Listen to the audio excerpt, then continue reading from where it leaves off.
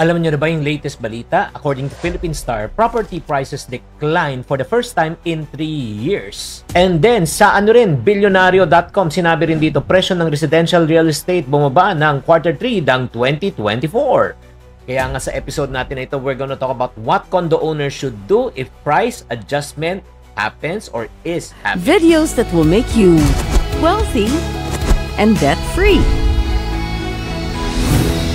Hi there, this is Chinky Tan, your pambansang wealth coach. Nako, shout out sa mga condo owners or if not sa mga real estate investors, OFW na bumibili ng properties at prospective buyers. Bago po tayo bumili, kailangan na natin muna pag-aralan kung if this is the right timing, right market, or if you are already in the real estate business. Ito lang just to give you a perspective. In the Philippine condo market experience po, nagkakaroon po na ng significant correction. Correction in terms of prices. Bakit po? Umabot kasi sa punto ng ating market, lalo na sa property market po, na talagang sobrang taas na po talaga ng presyo. As a matter of fact, unprecedented daw ang nangyari. Sa ating bansa, for the past, I think 2 years, 2 to 3 years, yung condo market po natin or prices doble at triple.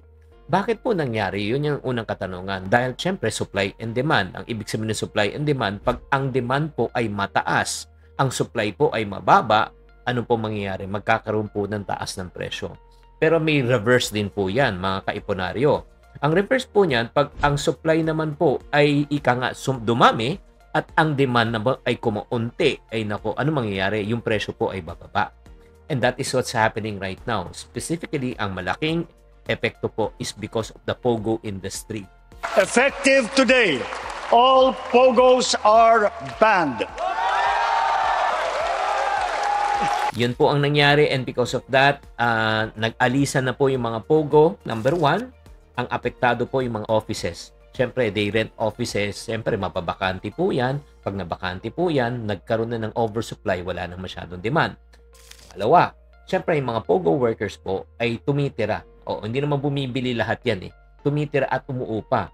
Siyempre, kung nagpapaupa siya, bigla na lang mababakante rin yung mga nagpapaupa. Siyempre, again, dadami na naman po yung supply. Yung demand naman, malaki po ang nawala. So, in other words, nagkakaroon po na siya ng correction prices. So, right now, shout out lang. Para sa mga taong nagsasabi, nako, baka bumagsak na, mag-crash ng market. Okay, again, that is one thing that we cannot control. Pero ang makontrol po natin yung how we respond to the market. And then, if may mga nababalitaan tayo mga negative, let's focus on the positive. Because as I always say in this program, if you're not part of the solution, you're part of the problem. Kaya nga, huwag kayong mangamba kung may mga condominium units kayo, kung may mga properties kayo. Pag-usapan po natin kung paano tayo magre-respond sa sitwasyon na ganito. Number 1, first, we need to evaluate your financial position before taking action. Assess mo muna. Ikaw mismo, kunyari nagbabayad ka ngayon ng property, ng condominium unit, can you still hold on to the property na hindi mo talaga masisira ang iyong finances? Nagre-rely ka lang sa rental income para mabayaran mo yung monthly amortization mo. Ang tanong, kaya mo ba yun? Number 2, do you have sufficient savings to weather the potential losses? Kunyari, walang nakaupa, kaya mo pa babayaran yung monthly amortization? So, kung hindi mo kaya, ay nako, mag-isip-isip ka na. Dalawa lang mangyayari yan eh. Either you pay for the interest, baka kailangan mo pa mangutang para magbayad pa ng monthly amortization, or second, baka pwede mo nang ibenta. Ibenta ngayon, ma-recover mo para hindi maubos ang pera.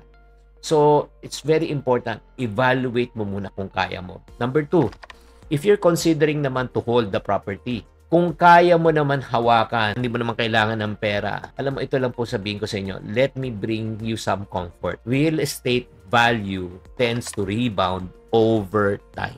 Yes. Hindi lang singbilis. Dati kasi, ang healthy talaga. Ang increase talaga ng property value na sa 5 to 10% interest per annum. Pero yun nga, imagine mo, hindi 5 to, minsan 20 to 30% ang interest nun, pagtaas.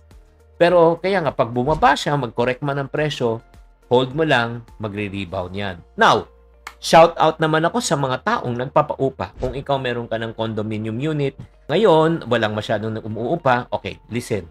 If you're renting out a condo right now, ito lang po, you can adjust your prices temporarily. O, na kailangan talaga, dati 25,000.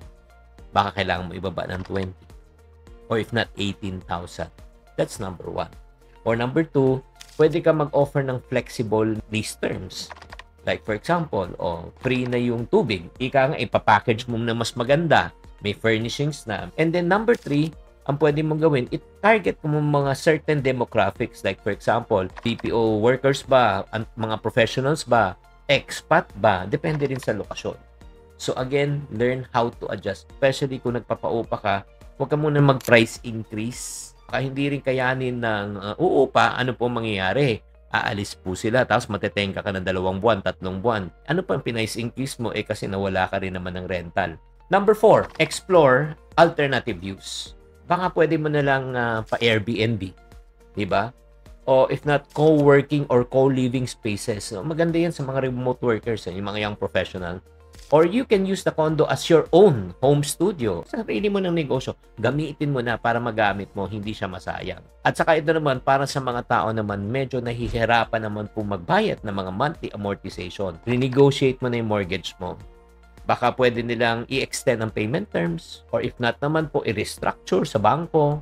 If you're buying pre-selling, probably you can ask developers for potential discounts, incentives. If ever, kung kailangan mo i-cancel, tanongin mo kung magkano ibabalik po sa inyo. Yun po sa mga taong naka-expose na. At para sa mga taong hindi pa talagang nag-i-invest sa property, okay, pakinggan nyo ito mabuti. Always remember the word called crisis. Crisis in Chinese called weizi. Weizi comes from 2 different words called wei. Wei comes from a root word called weishen. Weishen means danger. Then ci comes from another root word called zihui. Zihui means opportunity. So, ibig sabihin po niyan, ladies and gentlemen, in the middle of danger, there's always opportunity. In the middle of crisis, may opportunity. Ano po yung opportunity? Guys, pakinggan nyo ito mabuti. Kung magkaroon man ng significant price adjustment or price drop para sa mga taong may pera, this is the best time to buy additional units at bargain prices, discounted prices. Ako, babaksak na yung presyo ng real estate. Okay, pag bumagsak ang presyo ng real estate, especially sa condo, this is the best time to buy. Bakit? When people are afraid, be greedy. And when people are greedy, be afraid. Pag ang tao po ay takot, di ba? Magbebentahan yan sa babaksak ang presyo. Pag bumagsak ang presyo, pasok ka. Hawakan mo yan. Magre-recover yan. Maniwala. Kapag nag-recover yan, taas ang presyo. Wala yung pinagkaiba. Imagine mo sa Tacloban, what happened basically in Tacloban nung nagkaroon po ng Yolanda. Takot ng mga tao, gusto na magbenta. Pero look at that right now, Tacloban. Yung prices po ng property ngayon, sobrang taas na naman. Kaya nga, the best time to come in when the market is down. Okay? Hawakan mo lang. And then, stay updated lang sa mga market research. Pag-aralan nyo mabuti. Again, this is not an endorsement. I'm just giving you the possibilities. And then, also seek professional advice. Consult with real estate professional, financial advisors, property managers. Alam mo, sila po ang pwede rin magbigay sa inyo ng magagandang advice. Again, ang purpose ng channel na ito is to give you direction, to give you a sense of enlightenment.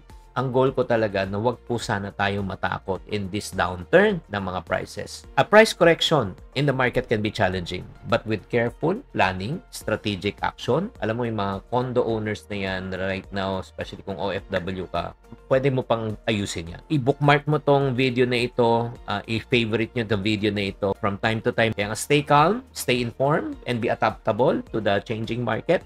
Wag po tayong matakot, okay? Wag kayong magpapanik.